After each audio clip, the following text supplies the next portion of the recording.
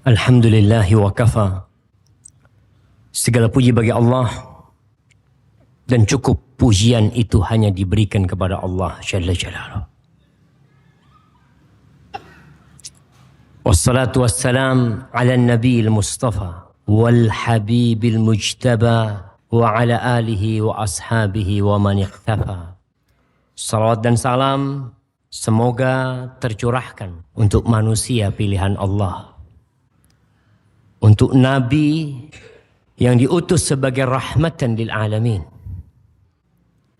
dan untuk keluarga beliau, untuk istri-istri beliau, untuk putra-putri beliau, dan untuk seluruh sahabat Nabi dan orang-orang yang meniti jalan beliau.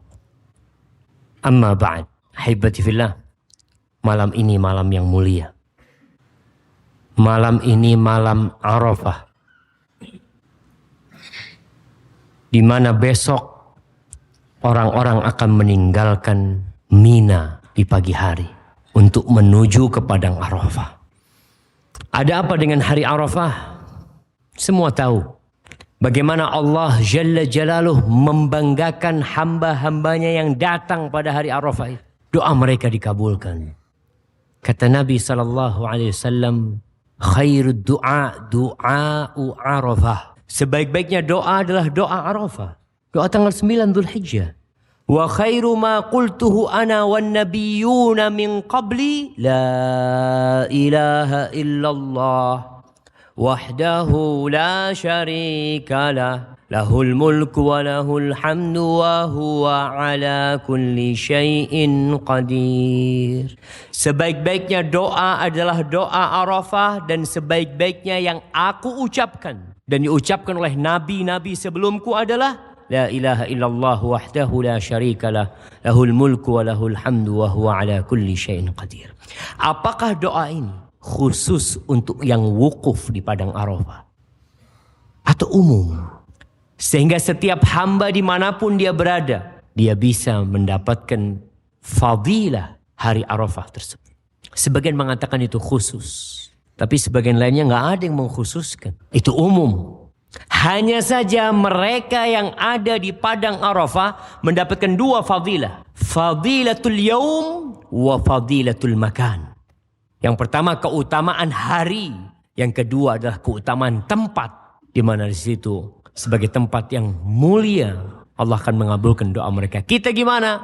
Kita tetap berdoa. Sejatinya sepanjang masa kita diperintahkan untuk berdoa. Man lam yas'alillah yaghdab alaih. Siapa yang tidak berdoa, tidak minta sama Allah, Allah murka sama tu orang. Maka berdoa besok. Dan usahakan puasa. Sehingga kita mendapatkan dua fadilah. Fadilatul yaum wa fadilatul hala. Keutamaan hari dan keutamaan kondisi. Seperti seorang musafir, doanya mustajab. Dan orang yang puasa, doanya mustajab. Maka harapan besok manfaatkan hari Arafah untuk puasa, untuk berdoa. Yang masih kerja bisa cuti, yang berat cuti ya fadhal kerja, tapi lisannya tetap berzikir kepada Allah Azza wa Jalla. Sebagian orang jamaah, hari Arafah seperti hari-hari lainnya, nggak ada bedanya. Besok Bondoso ada karnaval nggak? Anak tadi macet ini, opoai, masya Allah. Ternyata ada yang sedang sibuk dengan dunianya. Lupa dengan hari-hari terbaik sepanjang masa. A'zamu ayyamid dunya. Hari yang paling agung di dunia ini jemaah. 10 awal Dzulhijjah. Yang kata Nabi SAW, ma min ayyamin al-amalu salihu fihinna ahabbu ilallah min hadhil ayyamil ashar. Tidak ada hari-hari yang beramal soleh di dalamnya lebih dicintai Allah Azza wa Jal, lebih mulia, lebih agung daripada beramal soleh di 10 awal Dzulhijjah ini. Para sahabat mengatakan walal jihadu fi sabilillah. Jihad, mengorbankan nyawa, jiwa, raga dan harta tidak setara dengan beramal soleh di 10 awal Dzulhijjah ini. Walal jihadu fi sabilillah. Jihad pun nggak bisa menandingi. Illa rajulun, kecuali satu kondisi manusia yang keluar dengan hartanya, dengan nyawanya, kemudian mati di medan perang. Mungkin kuda yang dia tunggangi dibunuh, dia pulang hanya nama. Itu yang baru tidak tertandingi. Maka harapan ana 10 awal Dzulhijjah yang tinggal 2 hari. Besok dan lusa. Kita bisa memanfaatkannya untuk Allah Azza wa Jal. Sepanjang tahun kita capek ngurusin dunia. Ustaz, 10 hari ini apa? Lebih utama daripada 10 akhir Ramadan. Naam. Sebagian ulama Syekh Ibn Utsaimin rahimahullah ta'ala mengatakan iya. 10 awal Dzulhijjah lebih utama daripada 10 akhir Ramadan. Karena Nabi menafikan SAW, nggak ada hari-hari yang lebih utama. Tidak ada. Tapi sebagian ulama lainnya Ibnul Qayyim rahmatullah alaihi, Ibn Baz rahimahullahu ta'ala mengatakan 10 awal Dzulhijjah siangnya ini lebih utama daripada siangnya 10 akhir Ramadan. Tapi kalau malamnya lebih utama malam akhir Ramadan, di situ ada Lailatul Qadar. Tapi ulama yang lain mengatakan enggak, tetap lebih utama 10 awal Dzulhijjah. Semua amalan yang dikerjakan di 10 akhir Ramadan bisa dikerjakan di 10 awal Dzulhijjah. Semuanya. Tapi amalan di 10 awal Dzulhijjah nggak bisa diamalkan di sana. Nggak bisa. Apa jemaah? Wukuf di Arafah. Nggak bisa antum wukuf tanggal 29 Ramadan. Haji nggak bisa dilakukan di sana. Tapi amalan apa saja, mau ngaji, mau baca Quran, mau iktikaf, mau sedekah, mau sholat, semua bisa dikerjakan di 10 awal Dzulhijjah. Tapi kalau haji nggak bisa. Yang katanya khairul ayyam indallah yaumun nahr. Sebaik-baiknya hari di sisi Allah adalah yaumun nahr, hari penyembelihan. Ketika orang berbondong-bondong mengorbankan itu binatang untuk Allah Jalla Jalaluh. Thumma yaumul qar. Kemudian hari ke-11, ke-12. Barakallahu fikum. Tema kita bukan perjuangan 950 tahun. Perjuangan besok dan lusa. Nanti kajian yang selanjutnya kita akan berbincang tentang perjuangan 950 tahun. Kayaknya kita belum kuat untuk berjuang 950 tahun. Kurban jemaah. Harapan semuanya berkurban. Nabi Ibrahim justru mengorbankan anaknya. Antum tidak. Antum hanya seekor lembu. Sapi. Berat Ustaz sapi Ustaz. Dibagi 7. Gak apa-apa. Kambing. Kambing Masya Allah jemaah. Antum boleh berkorban kambing umurnya 1 tahun. Kalau kambing kacang. Kalau domba menurut pendapat yang lebih kuat 6 bulan boleh. Tapi harga domba 6 bulan berapa di Bondoso? Berapa Miatel? $1.500.000. Mahal banget. Masa 1,5 juta jemaah. Umur 6 bulan. Jember ke anak kasih 1 juta nanti. Kecil memang 6 bulan. Nggak terlalu besar. Artinya tidak harus orang kaya yang berkorban. Antum punya HP harga 2 juta lebih dari harga kambing. Jual handphonenya. Jual jemaah. Allah kasih ganti. Bukan 1 kali lipat. Bukan 2 kali lipat. Bukan 10 kali lipat. 700 kali lipat. Kalau antum percaya sih. Nah, berkorbanlah jemaah. Kita mau bicara fikih berkorban. Tapi sebelumnya, apa sih yang menyebabkan orang tidak berkorban jemaah? Karena masih banyak di beberapa daerah, di satu perkampungan, yang korban hanya 1 orang. Yang korban hanya 2 orang. Padahal rumahnya bagus-bagus. Setiap rumah ada motornya. Kenapa? Mungkin masalahnya ilmu. Nggak paham. Tidak mengerti. Tidak ada yang ngasih tahu. Ini tugas kita. Menyampaikan ilmu kepada mereka. Tugas antum. Ketika antum pulang dari masjid ini, bagaimana warga kampung antum, RT antum, tetangga-tetangga antum jadi faham tuh tentang bagaimana berkorban. Rasulullah Shallallahu Alaihi Wasallam berkorban 1 ekor kambing, 2 ekor kambing, ketika nggak punya, dan beliau pilih kambing yang bagus. Dan Nabi Ibrahim mengorbankan anak yang bagus, anak semata wayangnya. Belum lahir tuh Nabi Ishak, seorang anak dia. Yang ditunggu puluhan tahun nunggu tuh anak. Dapat suruh sembelih. Gimana coba? Antum ketika dapat rezeki apa yang antum pikirkan? Awal dapat rezeki, mungkinkah kita berpikir untuk menyedekahkan rezeki tersebut? Kita tatkala dapat rezeki mungkin berpikir untuk renovasi rumah, ganti handphone. Anak udah lama Ustaz pakai ini Ustaz. Udah 2,5 tahun. Malu sama teman-teman ganti handphone. Ada yang ganti motor. Rasulullah SAW ketika nggak punya 1 ekor kambing, 2 ekor kambing. Tapi ketika beliau dikasih rizki oleh Allah Azza wa Jal, Beliau tidak merenovasi rumahnya. Rumahnya nggak direnovasi. Sejak datang ke kota Madinah, rumah Rasul SAW hanya 5x5 kira-kira. Nggak direnovasi, nggak dilebarin. Dan beliau meninggal SAW di rumah itu. Tapi tatkala beliau punya rizki, beliau berangkat haji. Tahun 10 Hijriah beliau punya rizki berangkat haji. Berapa korban yang beliau bawa? 100 ekor onta. 100 ekor onta. Nggak mikirin rumahnya mau dibesarin, mau ditingkat, mau diperbaikin. Kita kadang-kala benar-benar memiliki pemikiran yang cetek sekali jamaah. Nih mumpung kau punya rizki, engkau bisa bangun rumah di surga Allah Azza wa Jal. Yang tidak akan keujanan, yang engkau akan berbahagia selama-lamanya, khalidina fiha abada. Tapi kata Allah, bal tu'thirunal hayatad dunya. Kalian itu lebih mementingkan kehidupan dunia. Nih cerita itu Nabi Ustaz, itu Nabi Muhammad SAW, itu Nabi Ibrahim. Kita kan manusia biasa. Hakim bin Hizam bin Khuwailid. Hakim bin Hizam bin Khuwailid. Keponakannya Khadijah binti Khuwailid. Dia ini sosok sebelum dia masuk Islam. Dia itu terkenal kemuliaan dan kehormatannya. Masih musyrik. Dia dilahirkan di dalam Ka'bah. Bayangkan. Dilahirkan di mana? Di dalam Ka'bah. Dulu Ka'bah itu punya 2 pintu. Di bawah pintunya. Jadi orang bisa keluar, masuk. Ketika umur Nabi 35 tahun sallallahu alaihi wasallam ada renovasi. Sehingga pintu Ka'bah dinaikkan ke atas jadi 1 pintu dan ada Hijr Ismail. Umminya Hakim berangkat ke dalam. Ya mungkin dia habis beribadah masuk ke dalam. Subhanallah. Nggak tahan lahiran di sana. Itu Hakim bin Hizam bin Khuwailid. Dan dia itu dalam masa kekufurannya, dia itu cinta sama Nabi Muhammad SAW. Di Mekah itu ada namanya Darun Nadwa. Ada tempat untuk musyawarah tokoh-tokoh Quraisy. Afwan.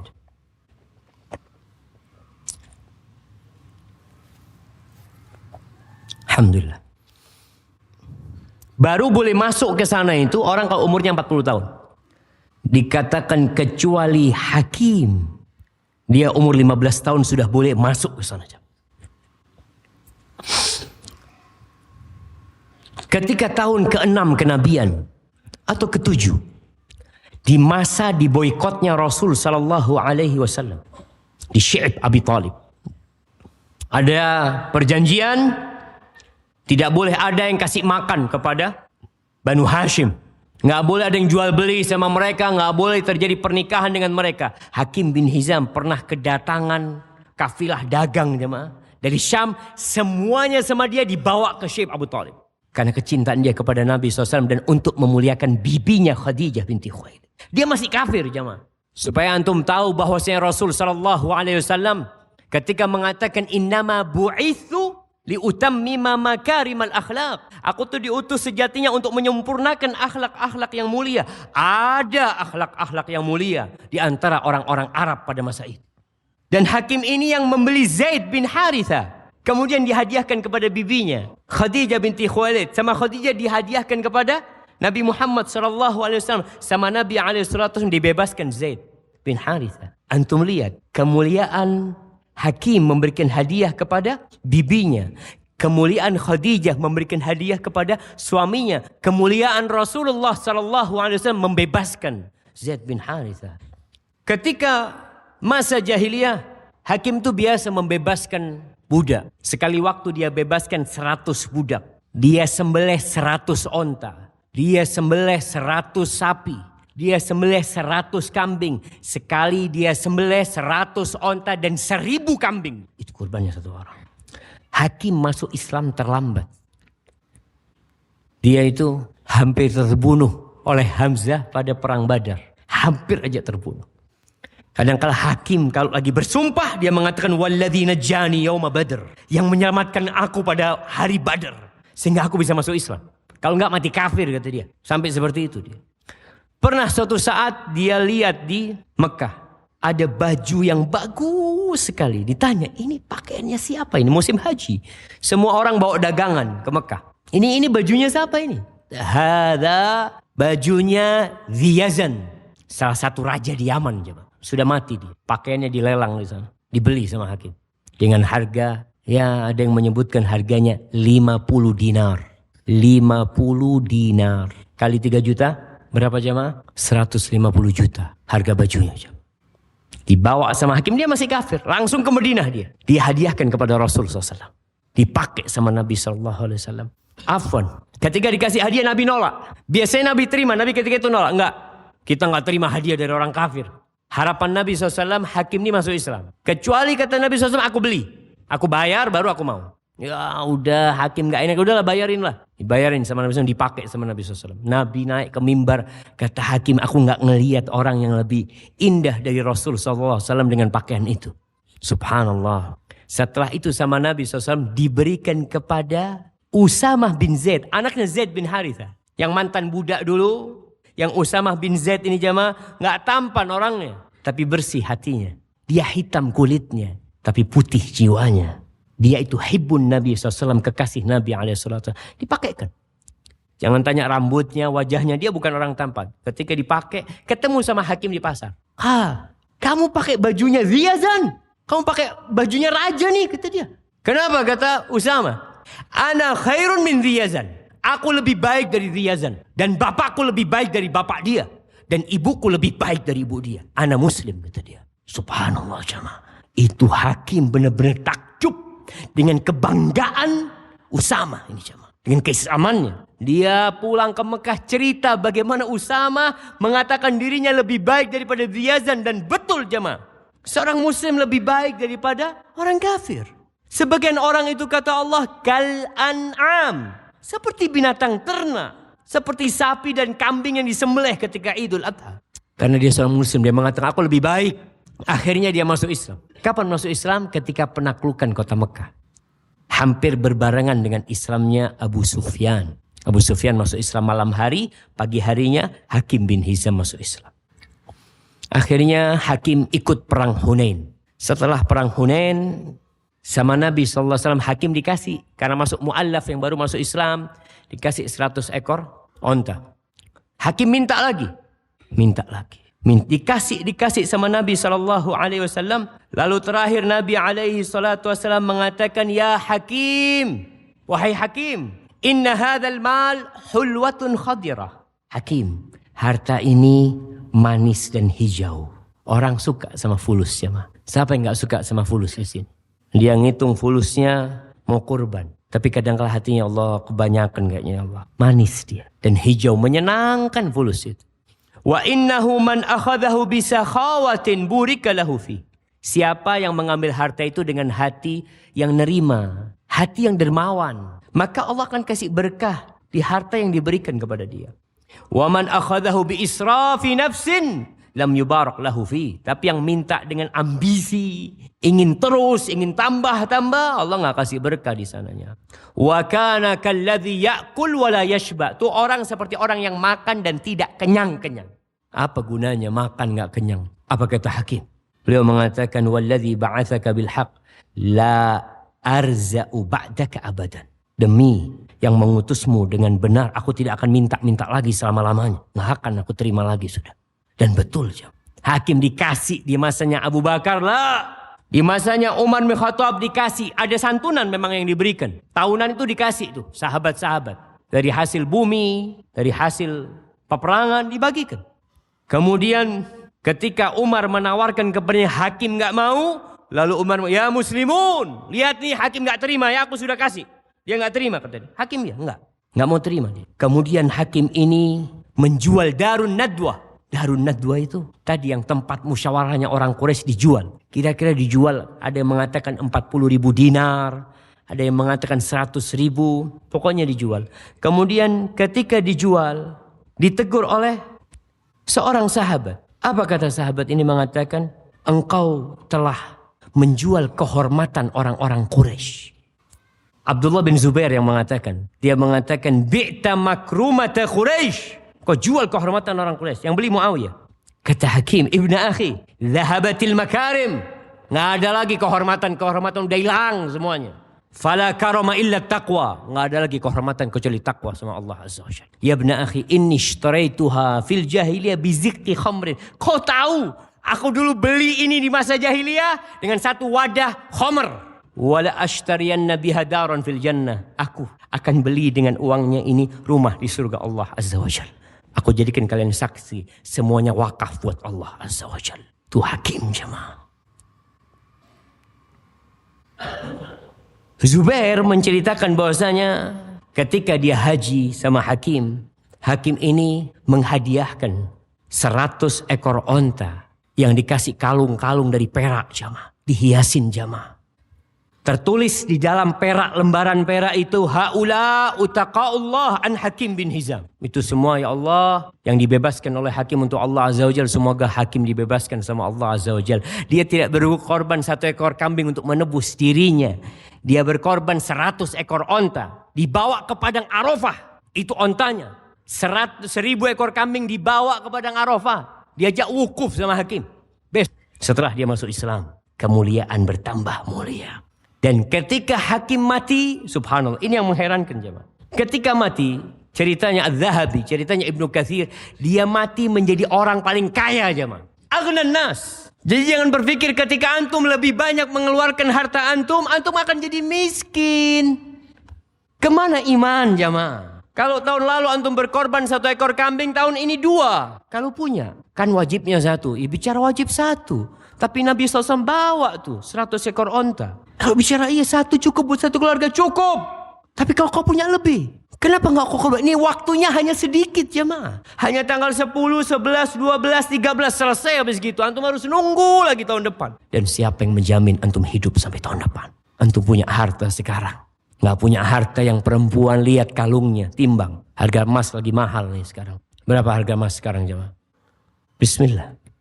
Belikan kambing dengan harapan Allah membebaskan kita dari api neraka. Ahibati billah, kalau bicara kurban, kenapa sih disyariatkan berkurban Ustaz? Allah mengatakan, fasalli li rabbika wanhar. Kau salat. Maka dari ayat ini sebagian ulama berpendapat wajib tuh kurban buat yang mampu. Allah mengatakan salatlah engkau dan berkorbanlah engkau. Kita tahu salat wajib, maka berkorban pun menjadi wajib bagi yang mampu, bukan orang kaya, bukan. Kalau bicara kemampuan beda-beda. Bujangan sama yang berkeluarga lain. Tujuannya apa? Mendekatkan diri kepada Allah Azza wa Jalla. Bukankah kita mengatakan qul inna salati wa nusuki wa mahyaya wa mamati, buat siapa semua itu? Lillahi rabbil alamin. Semuanya untuk Allah Jalla Jalaluh, semuanya. Jangan bicara rumah kita, mobil kita, dan hidup kita milik Allah. Dan ini kesempatan untuk mendekatkan diri. Kalau antum sodaqah bisa sepanjang tahun antum sodaqah. Antum berangkat umroh bisa sepanjang tahun. Tapi antum menyembelih kurban antum hanya sekarang jamaah waktunya. Nggak ada kata terlambat. Antum punya rezeki tanggal 13, beli tanggal 13. Punya rezeki tanggal 12, beli tanggal 12. Punya rezeki tanggal 14, gimana jamaah? Kalau antum ada bayang, insya Allah Ustaz, anak tanggal 14 ada fulus Ustaz. Insya Allah tanggal 14 ada fulus. Sudah antum utang. Kalau mau utang, tapi jangan mati ninggalkan utang. Ada jaminan. Antum ada jaminan, mati ada jaminan. Rasul sallallahu alaihi wasallam beliau menggadaikan baju besinya untuk makan sallallahu alaihi wasallam. Tapi kalau antum nggak mampu, bantulah orang berkurban. Datang antum lihat orang berkurban, ana punya tenaga, ana nggak punya fulus. Ana punya tenaga dan waktu, nggak usah dikasih apa-apa. Semoga ditulis sama Allah Azza wa Jalla, ana termasuk yang ikut berkorban. Datang, tawarkan diri antum. Jangan cuma jadi penonton. Ya memang sebagian Ustaz nggak. Kalau bukan panitia nggak bisa masuk. Tawarkan diri antum. Datang ke panitia. Mana panitianya? Analah. Mungkin bagian bersih-bersih nggak apa-apa. Bagian ngangkat-ngangkat nggak apa-apa. Dan sampaikan. Ana nggak perlu dikasih 1 daging pun. Enggak sudah. Ana berharap dapat pahala dari Allah Azza wa Jalla. Ini masa untuk mendekatkan diri kepada Allah Jalla Jalla. Di hari yang paling mulia jemaah. Allahumma lakal hamdu kulluh. Kemudian kita tahu nih. Menghidupkan sunnahnya Nabi Ibrahim alaihissalam. Yang pernah mengorbankan anaknya tapi Allah ganti dengan seekor domba. Kemudian hari itu hari untuk berbagilah. Karena tanggal 10, 11, 12, 13 ini ayyamu aklin wa syurbin. Ini hari makan-makan jemaah. Kita bisa ngelihat indahnya agama kita. Bagaimana kita menghadapi kehidupan ini. Kita tuh makan disuruh, puasa disuruh. Kenapa antum Kok makan-makan, kok nggak puasa? Ini kan hari mulia, nggak haram puasa hari ini. Kok bisa seperti itu? Karena Nabi SAW nyuruh kita makan. Bagi-bagi antum. Lihat orang-orang yang nggak mampu. Mungkin antum korbannya di rumah. Nggak harus bersama orang-orang. Antum punya rezeki mau taruh di masjid, wahid taruh masjid. Wahid taruh mana. Masya Allah, Alhamdulillah antum bagi-bagi. Satu antum potong di rumah antum. Habis sholat, pulang potong bismillah, Allahu Akbar. Ikat sama anaknya, dibuka. Nggak usah mikir kulitnya Ustaz, anak nggak bisa ngulitin. Potong sama kulitnya. Nah, potong sama kulitnya. Potong sama kulitnya, bagikan sama kulitnya. Nggak apa-apa Ustaz, nggak apa-apa jemaah. Nggak dosa. Orang kan mikir kulitnya ada bisa jadi fulus Ustaz. Nah, bisa juga dimakan kulitnya. Bagi semuanya. Antum potong, anaknya diajak. Selesai itu antum makan sedikit, bagikan.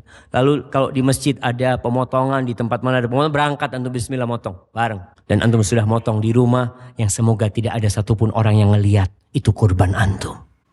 Yang umum ya umum lah. Yang tersembunyi biar tersembunyi. Kemudian jamaah mensyukuri nikmat Allah Azza wa Jalla. La in syakartum la azidannakum.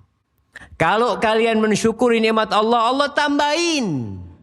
Allah Azza wa Jalla berfirman di surat Al-Hajj ayat 36, 37. Allah mengatakan fakulu minha wa at'imul qani'a wal mu'tar. Kadzalika sakharnaha lakum la'allakum tashkurun. Kalian makan dari kurban kalian. Maka di sini sunnah makan dari hewan kurban kita. Walaupun hanya sedikit. Potong sedikit, bakar 5 menit antum bisa makan. Bakar sate itu berapa menit ya, Ma? Mana yang tukang sate di sini? Berapa menit bakar sate? 10 tusuk berapa menit? 10 menit? 10 menit. 10 menit. Antum 10 menit sudah makan. Alhamdulillah sunnah. Bagi sisanya. Fadhal sudah. Mau disimpan? Boleh simpan sebagian. Karena sejatinya antum berkorban nyawa. Untuk nyawa antum juga. Lalu kata Allah, bagikan kepada fakir miskin. Kita tuh kata Allah menjadikan binatang ini bisa tunduk sama kalian. Kalian bisa memiliki agar kalian mensyukuri nikmat yang Allah berikan kepada kalian. Bukan untuk berbangga-banggaan. Lalu Allah katakan la yanalallah luhumuha wala dima'uha. Yang sampai kepada Allah itu bukan dagingnya, bukan darahnya. Jangan berpikir, oh punya anak paling besar, paling banyak darahnya, paling banyak dagingnya. Yang sampai kepada Allah itu bukan dagingnya, bukan darahnya. Walakin yanaluhu taqwa minkum. Yang sampai kepada Allah itu ketakwaan kalian. Ini nih. Sebagaimana Ramadan kemarin, la'allakum tattaqun. Sekarang nih, sebagai bentuk bagaimana kita mengaplikasikan yang kita dapat di Ramadan. Di sini kita kerjakan.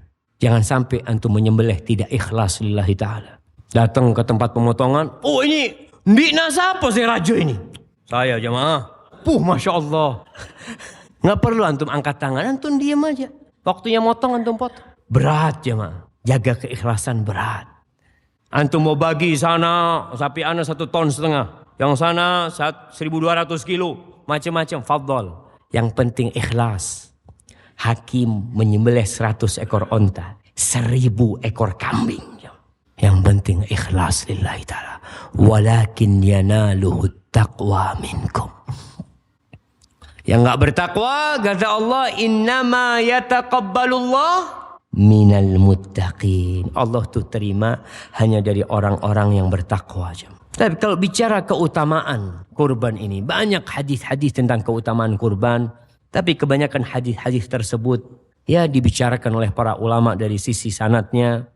Di antaranya Rasul sallallahu alaihi wasallam dalam hadis yang diriwayatkan Ibnu Majah dan Tirmidzi dan dihasankan oleh Tirmidzi bahwa Nabi sallallahu alaihi wasallam mengatakan ma amila ibnu Adam yauman nahr amalan ahabbu ilallah azza wa jal min iraqati dam. Tidak ada amalan yang lebih dicintain Allah pada hari nahr, pada tanggal 10 itu daripada mengucurkan darah.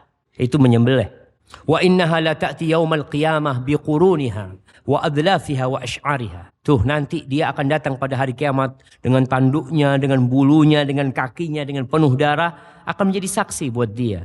Akan memberikan syafaat tentunya. Wa inna ad-dama la yaqa'u min Allah azza wa jal bimakan qabla an yaqa' 'alal ard. Darahnya itu akan sampai kepada Allah azza wa jal. Ketakwaan tadi sebelum dia netes ke tanah udah diterima oleh Allah azza wa jal. Fatayyibu biha nafsan Maka kalau kurban ya yang bagus-bagus lah antum. Ketika berkurban pun ya ikhlas lillahi ta'ala.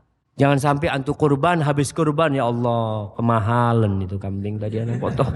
Astagfirullahaladzim. Jangan. Perlu kita mengontrol jiwa kita jangan. Baik, berkaitan dengan apa hukum-hukum yang berkaitan dengan kurban ini jemaah. Kurban ini ibadah. Seperti sholat, ibadah juga. Ada aturannya. Berkaitan dengan yang perlu dihindari oleh orang yang hendak berkurban. Yang sudah ma'ruf. Nabi SAW mengatakan dari hadis Ummu Salamah. Idza ra'aitum hilala dzil hijjah. Idza ra'aitum hilala dzil hijjah. Ana jadi ingat kajian sebelum Ramadan. Sebelum Ramadan kita pernah bahas bahwasanya kalau melihat hilal Ramadan, melihat bulan sabit di awal bulan itu ada doanya. Pertanyaannya, antum udah baca doa itu enggak? Ketika melihat hilal Dzulhijjah. Sekarang udah mulai besar, udah malam 9. Sebagian orang tiap isya pulang kelihatan tuh hilal. Tapi kadangkala tidak tertarik untuk memuja Allah Azza wa Jal dan memujinya. Mengatakan Allahumma ahillahu alaina bil amni wal iman was salamati wal islam Rabbi wa rabbukallah. Kenapa antum gak berdoa? Bayangkan kalau seluruh muslim Indonesia berdoa ketika melihat hilal. Mengatakan ya Allah jadikan bulan ini bulan yang penuh dengan keamanan dan keimanan. Jadikan bulan ini bulan yang penuh dengan Islam dan keselamatan. Tuhanku dan Tuhanmu adalah Allah Azza wa Jalla. Baca itu jemaah. Dan di sini Nabi SAW mengatakan idza raaitum hilal dzulhijjah. Kalau kalian melihat hilal dzulhijjah masuk awal dzulhijjah wa arada ahadukum an yudhi dan salah satu di antara kalian ingin berkurban falyumsik an sya'rihi wa adfarihi. Hendaklah dia menahan diri untuk memotong kukunya atau rambutnya. Rambut ini mencakup kumis, bulu ketiak, bulu kemaluan. Berhenti. Naam. Adzan jemaah. Adzan belum? Baik, fadhal adzan.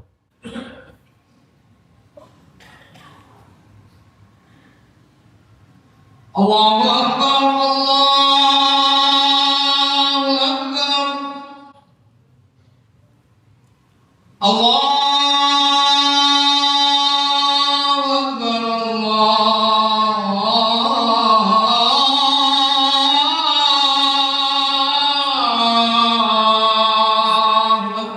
Akbar.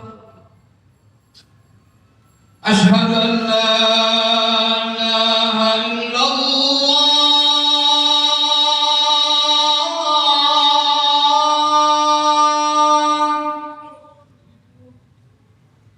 Asyhadu an la ilaha illallah.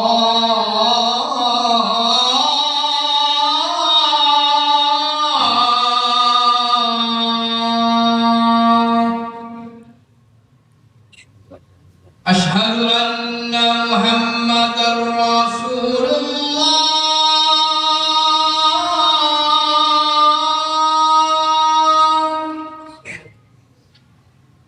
Asyhadu anna Muhammadar Rasulullah.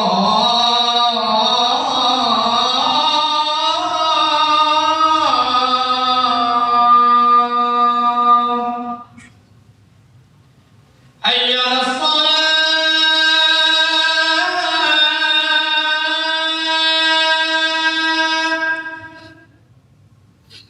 Hayya 'alas shalah.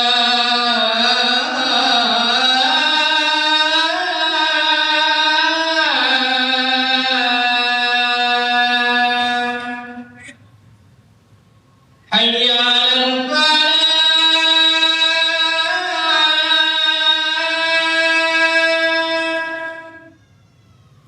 Hayya 'alal falah.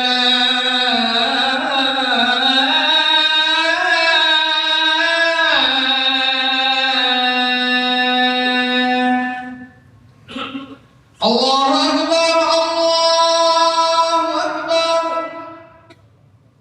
La ilaha illallah.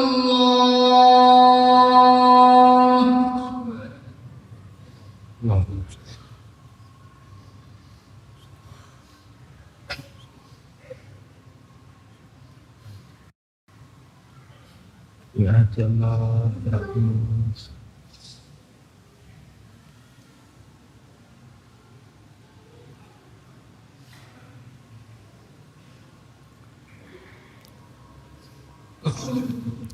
Allahumma salli wa sallim ala nabiyyina Muhammad. Tapi kata Nabi SAW, yang mau berkurban, hendaklah dia menahan, tidak memotong kukunya, tidak memotong rambutnya. Apa hikmahnya? Ada yang berpendapat supaya tetap utuh dari semua tubuh dia, yang dengannya semoga dibebaskan dari api neraka secara mutlak dari semua tubuh. Karena ada orang yang masuk neraka itu kakinya aja, tapi otaknya mendidih karena itu. Imam Nawawi mengatakan, sebagian berpendapat at-tashabbuh bil muhrim, supaya menyerupai orang yang berihram. Orang yang sedang pakai ihram, yang sekarang berada di Padang Arafah atau malam ini sedang berada di Mina, mereka itu udah nggak boleh potong kuku dan potong rambut. Kemudian bicara umur, kalau kambing itu 1 tahun yang masuk ke tahun kedua, kalau domba 6 bulan yang masuk ke bulan ke-7. Kalau sapi yang masuk ke tahun ketiga, 2 tahun lengkap masuk ke tahun ketiga. Kalau onta yang umur 5 tahun. Baik. Kemudian berkaitan dengan kurban ini yang sempurna. Artinya ketika antum beli hewan kurban, carilah yang sempurna. Nggak cacat. Nggak cacat tanduknya, nggak cacat kupingnya. Nabi SAW melarang untuk mengorbankan kambing yang pincang dan pincangnya jelas. Yang picaknya jelas. Ada picak tapi nggak jelas, kalau dia tuh nggak kelihatan, nggak apa-apa. Kemudian nggak boleh yang kurus. Al-ajfa. Al-ajfa dikatakan yang nggak ada sumsumnya. Saking kurusnya sumsumnya isinya darah. Kurus sekali. Mungkin yang seperti, dan nggak boleh yang sakit. Hati-hati. Jangan nyembelih. Biasanya jamaah kambing-kambing yang sudah sakit itu harganya murah. Mari dah kalah sudah 500. 500 nyaman nih 500, tapi nggak sah nanti kurbannya. Artinya antum yang sempurna. Jadi kalau datang ke tempat orang jual kurban, jangan tanya yang harga Pak Juta mana. Ditipu antum nanti. Yang ini, saya ini Pak Juta ini. Ke situ sudah khususon. Tapi cari yang paling bagus. Harga nanti bisa nego sama dia. Cari yang bagus harganya. Bukan berarti antum mau berkurban nggak boleh nawar jamaah. Kadang-kala kayak cerita ibu-ibu yang jualan bendera merah putih. Ditawar sama dia. Kata dia, NKRI harga mati. Kata dia. Nggak ada tawar-tawaran. Nggak apa-apa nawar. Artinya antum sesuai gitu loh. Sesuai, antum lihat barangnya bagus. Dan biasanya kambing itu ada yang mahal karena dagingnya. Ada yang mahal karena bentuknya. Iya. Antum bisa ngelihat kambing nggak terlalu gemuk. Tapi punya tanduk yang indah jamaah. Ganteng ini Jan. Berapa? Kata dia. Mungkin harganya bisa 3 juta, Bu. Macam larang katanya. Itu dagingnya 2 juta, tanduknya 1 juta. Masya Allah. Artinya semakin indah, memang mahal. Makanya Rasul SAW pernah ditanya tentang yang paling bagus untuk membebaskan budak. Apa kata Nabi SAW? Beliau mengatakan dalam hadis, aghlaha samanan wa anfasuha inda ahliha. Yang paling mahal harganya dan yang paling disukain sama pemiliknya. Itu yang paling mahal, yang paling bagus jemaah. Itu budak. Begitu pula korban. Rasul SAW itu beli domba yang bertanduk, yang matanya ada warna hitamnya, lutut dan kakinya hitam dan di bawah perutnya hitam. Jadi kalau kelihatan dari jauh itu Masya Allah. Cuma memang di Bondowoso ini kayaknya domba yang bertanduk itu jarang. Yang seperti itu biasanya domba dari mana? Dari Garut. Dari domba Garut. Bismillah. Apa harus datangkan dari sana Ustaz? Ya kalau antum mau datangkan fadhal. Datangkan jual. Orang-orang supaya berkorban yang indah. Tapi ada yang bagus-bagus. Walaupun tanduknya gak terlalu besar. Tadi anda lihat ada satu domba di sana Masya Allah. Ngelihatnya seneng. Jangan sampai antum bawa domba ke rumah. Keluarga bingung. Ini domba apa koceng? Makin keluh. Jangan sampai keluarga antum bingung gitu loh. Karena terlalu kecil antum beli jamaah. Bismillah lah, yang sesuai lah, yang sesuai. Baik, kemudian Rasulullah SAW dianjurkan ketika menyembelih dihadapkan ke kiblat ya. baca bismillah, Allahu Akbar. Hadza minka walak. Insyaallah jemaah. Ya Allah, ini darimu dan untukmu ya Allah. Benar-benar berlepas diri. Aku nggak punya apa-apa ya Allah. Kambing ini pun darimu ya Allah. Dan aku kembalikan kepadamu ya Allah. Allahumma taqabbal minni wa an ahli baiti. Allah terima dari aku dan dari keluargaku ya Allah. Silahkan potong sendiri. Tadi Anda sampaikan nggak harus panggil tukang potong. Sekarang antum bisa belajar motong dari YouTube. Antum bisa melihat. Nggak susah jamaah, nggak susah. Tapi kalau antum nggak bisa belajar supaya tidak menyiksa binatang yang hendak kita korbankan, karena Rasulullah Shallallahu Alaihi Wasallam mengatakan, "Idza qataltum fa ahsinul qitla, wa idza dzabhtum fa ahsinud dzibha." Kalau kalian bunuh, bunuhlah dengan cara yang paling baik. Dan kalau kalian menyembelih, nyembelihlah dengan cara yang baik. Wal yuhidda ahadukum syafratahu wal yurih dzabihatahu. Hendaklah yang memotong itu pisaunya ditajamkan. Tapi jangan ditajamkan di depan hewannya. Sebagian orang sambil dilihat ya, bismillah. Mari gini situ keneng nih saya. Nggak boleh jemaah. Itu kita dosa. Islam itu tidak berbicara tentang hak asasi manusia. Islam tidak hanya berbicara tentang pri kemanusiaan, pri kehewanan pun dibincangkan dalam Islam. Cara memotong pun diatur dalam Islam. Membunuh binatang pun diatur dalam Islam. Gimana membunuh tikus umpamanya? Sebagian membunuh tikus dengan dibakar. Sebagian membunuh tikus dengan dicelupkan ke air. Lebih cepat mana jemaah? Dicelup di air atau digetok kepalanya? Antum dicelup air sambil antum lihat dia sekarat. Nggak boleh. Jadi yang lebih cepat itu yang lebih utama. Menyembelih pun seperti itu. Usahakan ditajamin, bismillah, Allahu Akbar. Pokoknya terpotong kerongkongan dan dua urat lehernya ini, insya Allah sudah selesai. Kalau gerak-gerak dia itu nggak hidup, dia sudah mati jamaah. Hanya saja darah itu sedang maksa keluar untuk masuk, untuk memompa jantung dan menuju ke otaknya, memberikan oksigen, tapi udah putus. Makanya darahnya itu terus keluar. Maka ditunggu sebentar, baru antum kulitin. Kemudian berkaitan dengan mewakilkan, boleh mewakilkan orang untuk menyembelih kurbannya, boleh. Antum umpamanya anak nggak bisa Ustaz, atau anak kirim kurban anak ke sana, tolong ya potongin buat anak ya, boleh. Dia potongin buat antum, kemudian untuk membagikannya silahkan dibagikan. Antum mau bagikan sepertiga, yang sepertiga mau dimakan, yang sepertiga mau disimpan, nggak apa-apa. Jadi sebenarnya kalau Anda berpikir kurban ini murah, siapa? Kenapa kok murah? Kalau kambing antum beli 1,5 juta, 1 juta itu bisa buat antum. Yang sepertiga antum bagikan, yang 2/3, sepertiga antum makan, sepertiga antum simpan. Boleh. Boleh apa enggak jemaah? Boleh. Artinya nggak mahal sebenarnya. Tapi kembali kepada niat. Antum bagi sepertiga. Rasul SAW mengatakan, Kulu waddakhiru wa tasaddaqu. Ini sabda Nabi SAW riwayat Muslim. Kulu, kalian makan.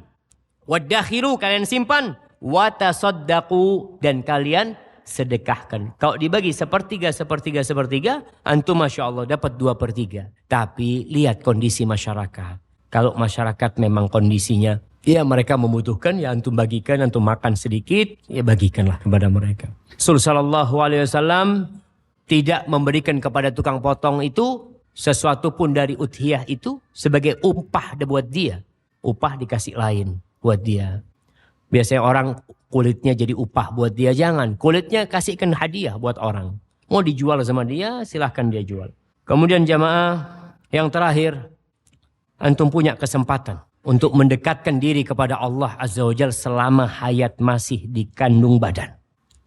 Abdullah bin Umar berwasiat, "Idza asbahta fala tantadhiril masa." Kalau engkau di pagi hari, jangan nunggu sore hari untuk beramal. Malam ini punya niat untuk berkorban, keluarkan tuh duit langsung. Insya Allah besok antum mau berapa yang keluarkan? 4 juta, keluarkan 4 juta. Keluarkan 4 juta nih. Kenapa? Kalau besok yang 4 juta bisa jadi berapa juta? Bisa jadi 2 juta, antum berubah pikiran ya. Antum aduh kayaknya terlalu banyak. Tapi ketika antum beramal dalam kondisi bersemangat untuk mengamalkan, insya Allah bisa maksimal antum beramal. Perkara nanti 4 juta, ya Allah 4 juta ya sudah keluar. Mau gimana ya Allah? Allahumma taqabbal minna. Antum berdoa kepada Allah Azza wa Jalla. Hadza wallahu a'lam bishawab. Itu yang bisa saya sampaikan pada kesempatan kali ini.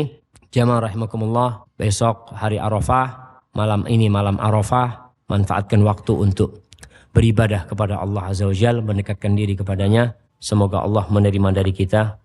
Barakallahu fikum. Aqulu qawli hadza wa astaghfirullah li wa lakum wa lisairil mu'minin wal mu'minat fastaghfiruh innahu huwal ghafurur rahim. Wassalamualaikum warahmatullahi wabarakatuh.